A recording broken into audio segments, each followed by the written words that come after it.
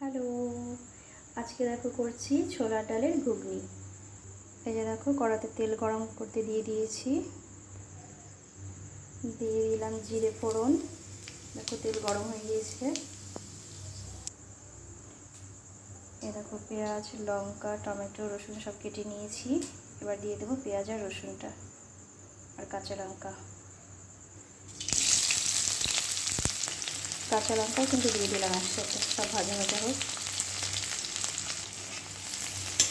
একটু নাড়াচাড়া করে দেবো। পেঁয়াজটা একটু ভাজা ভাজা হলে তার মধ্যে মশলা দিয়ে দেবো। সব গুঁড়ো মশলা ইউজ করব। আর আদাটা তোমরা দেখেছো যে গ্রেট করে রেখেছি।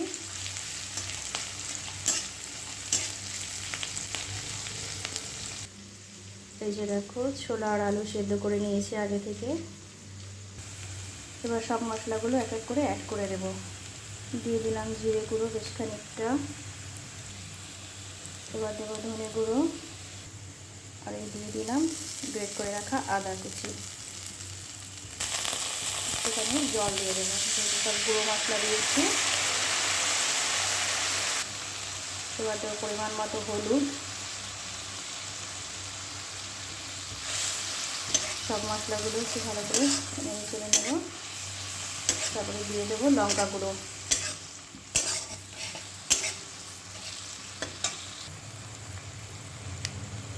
দিয়ে দিলাম লঙ্কার গুঁড়ো। অল্পই লঙ্কার গুঁড়ো দিলাম, কারণ আগে একটা কাঁচা লঙ্কা দিয়েছি, বেশি ঝাল করব না। এবার দিয়ে দেবো কেটে রাখা টমেটোটা ভালো করে মিশিয়ে দেবো এবং যতক্ষণ না কাঁচা গন্ধটা যায় ততক্ষণ ভাজবো। মশলাটা ভাজা হয়ে গিয়েছে, এবার ছোলাটা দিয়ে দেবো। সেদ্ধ করে রাখা ছোলাটা দিয়ে দিলাম। নুন দেবো না, আগে থেকে নুন দিয়ে সেদ্ধ করে রেখেছি ছোলাটা। বেশ কিছুক্ষণ কষাবো, তারপর একটু ঢেকে দেবো। ছোলাটা প্রায় কষানো হয়ে গিয়েছে, এবার একটু জল দিয়ে দেবো। ছোলা সেদ্ধ করা জলটাই কিন্তু দিয়ে দিলাম।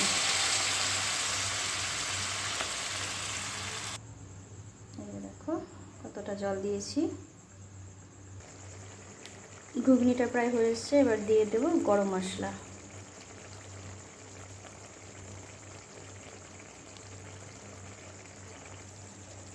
ঘুগনিটা হয়ে গিয়েছে, এবার নামিয়ে নেব। রেডি হয়ে গেল ঘুগনি। রুটি বা মুড়ির সাথে খেতে কিন্তু ভীষণ ভালো লাগবে। তোমরা কী কী ঘুগনি খেতে ভালোবাসো অবশ্যই জানিও।